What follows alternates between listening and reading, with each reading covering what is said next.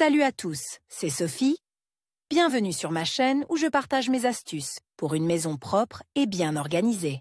Restez avec moi, on commence tout de suite. Dans la plupart des cas, le choix d'un lave-linge repose sur des caractéristiques telles que la fonctionnalité, la fiabilité, la taille et le design. Il arrive que l'appareil soit idéal pour presque tous les critères, mais qu'il ne s'intègre pas dans l'intérieur en raison de ses dimensions. Il est alors nécessaire de décider de l'achat en se basant non pas sur des indicateurs techniques, mais sur la taille de l'appareil. Les lave-linges peuvent être de différentes tailles. Les lave-linges de taille standard ont une hauteur de 85 à 90 cm, une largeur de 60 cm et une profondeur de 50 à 60 cm, de sorte que la question de l'emplacement d'un appareil aussi volumineux peut constituer un véritable casse-tête pour les habitants de petits appartements. Heureusement, de nombreux fabricants d'appareils ménagers tiennent compte des besoins du marché et proposent à leurs clients des appareils de forme et de taille variées. Quels sont les différents types de lave-linge automatique? Tous sont divisés en fonction du type de tabulation du linge en appareil à chargement frontal, horizontal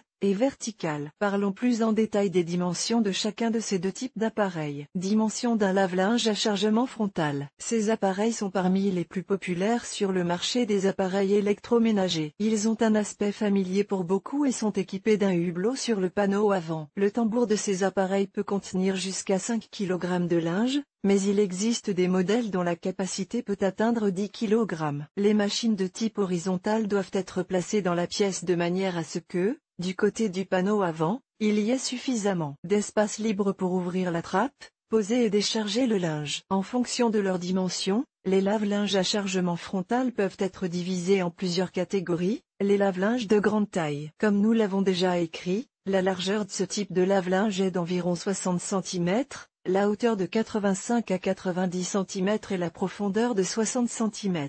Le poids recommandé du linge chargé est de 5 à 7 kg. Et 3. Lorsque l'acheteur est confronté à la tâche d'installer des appareils dans une petite pièce, déjà encombrée de meubles, la question se pose de savoir quelles sont les longueurs des machines. En effet, il n'est pas facile de trouver un espace libre pour un appareil de dimension standard dans une salle de bain d'environ 4 mètres carrés, et la longueur de la technique doit être minimale. La solution à ce problème peut être l'achat d'un lave-linge étroit. La hauteur et la largeur des appareils étroits sont standards, mais la profondeur est presque 2 fois moindre, 32 A, selon le modèle. Il est nécessaire de ne pas charger plus de 3,5 à 5 kg de linge dans les machines étroites. Les appareils de ce type sont idéaux pour les appartements de petite taille, où chaque centimètre d'espace libre joue un rôle important. Intégrable. Tous les lave-linges ne peuvent pas être encastrés. En effet, le niveau des vibrations créées par le tambour dans les appareils conventionnels est trop élevé. Cela entraîne souvent la panne de l'oreillette dans laquelle la technique est intégrée. Un autre problème qui se pose lors de l'installation de l'appareil, par exemple dans les meubles de cuisine, est l'accès limité au compartiment de chargement du détergent. Il est tout simplement caché par le plan de travail. Dans ce cas, la hauteur du lave-linge revêt une grande importance. Les modèles d'appareils ménagers encastrables sont légèrement plus bas que les modèles standards, seulement 68 A, leur profondeur et leur largeur sont également réduites, respectivement 45 et 50 cm. Ces appareils sont assez compacts et sont souvent achetés pour être placés sous l'évier de la cuisine ou de la salle de bain. Le poids du linge chargé dans un tel appareil ne dépasse généralement pas 3 kg. Veuillez noter que les machines installées sous le lavabo nécessitent un évier de forme spéciale cruche, dont la bonde n'est pas située en bas mais sur le mur arrière. Lorsque le lave-linge est entièrement intégré, les dimensions de l'appareil doivent être choisies avec le plus de précision possible. Dimension d'un lave-linge à chargement vertical. Ces appareils sont le plus souvent choisis par les propriétaires de petits appartements,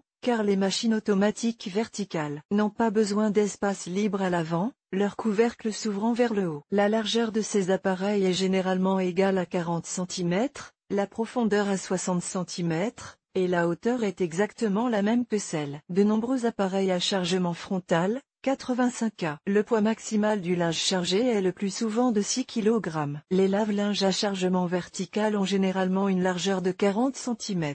Les autres avantages de ces appareils sont le faible risque de fuite et la possibilité d'ajouter du linge dans le tambour sans interrompre le processus de lavage. Par ailleurs, en termes de durée de vie et de qualité de lavage, ces appareils ne diffèrent pas des machines horizontales de taille normale. Malheureusement, La gamme de modèles à chargement vertical est beaucoup plus modeste que celle des appareils à chargement horizontal. Inconvénient des lave-linges de petite taille. Certes, le choix des acheteurs est souvent motivé par le désir de disposer d'un lave-linge de taille convenable, mais il ne faut pas oublier que l'achat d'appareils compacts présente, outre des avantages, des inconvénients. Parmi ceux-ci le prix élevé de la technique. Une qualité de lavage et d'essorage moindre, en raison de la petite taille du tambour, par rapport à des appareils analogues de taille standard.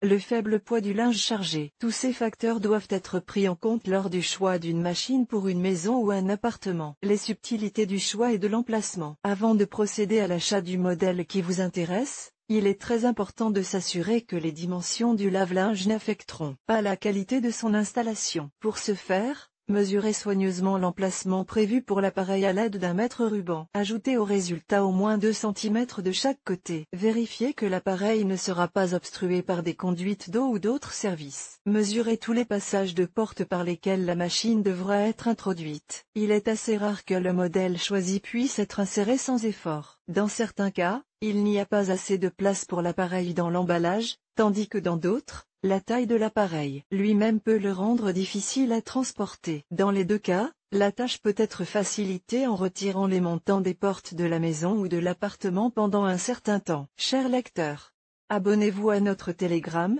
vous y trouverez des informations utiles sur l'entretien ménager et pas seulement. Accédez au canal. Les dimensions du lave-linge sont importantes pour son transport. Quelques mots sur le prix. Quel que soit le point de vue, le choix d'un modèle de lave-linge est influencé par son prix. Les prix des appareils varient en fonction de la fonctionnalité et de la fiabilité du fabricant. À ce jour, les appareils les moins chers sont les lave-linges de la marque Indesi. Les appareils des firmes LG ou Bosch coûtent un peu plus cher. Notez que les modèles standards de machines à chargement horizontal du linge sont les moins chers, tandis que les appareils à chargement vertical sont un peu plus chers. Les lave-linges les plus chers actuellement sont les lave-linges étroits et les lave-linges encastrables. N'oubliez pas, le choix des appareils électroménagers doit toujours être abordé de manière responsable, car un appareil bien choisi vous permettra d'économiser un temps et des efforts précieux. Vidéo.